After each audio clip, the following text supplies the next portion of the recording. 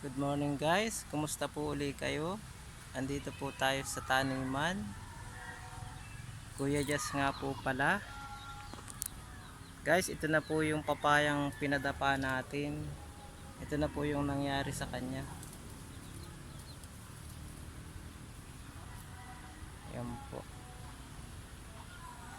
Buhay pa po siya, pero ito na lang po yung pinakang tangkay niya. Ito po yung papaya na malaki, ayan. Tapos ito po yung natira doon sa isang sanga niya. Mayroon po siyang tumubong maliit. Ayan. Tapos ito na po yung nagkokonekta doon sa pinakang puno niya. Ayan. Ito na lang pong isa. Ayan. Tapos ito na po yung kanyang katawan.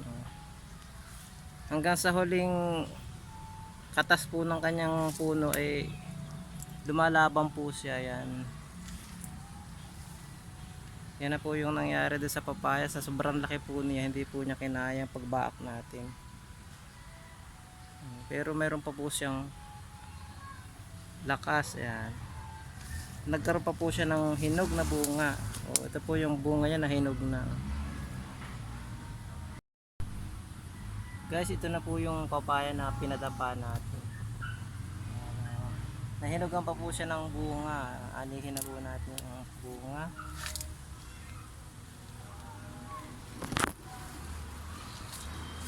Ito na po yung puno niya. Yan po yung puno niya. Napaka liit na po ng kinakapitan ng bunga niya. Yan na po siya. Pero nabubuhay pa po siya. Tumatagal pa po. Tapos meron po siyang maliit na sumupang na sanga. Yan po yung papayang pinatapa natin. Okay po, maraming pong salamat sa panonood ninyo.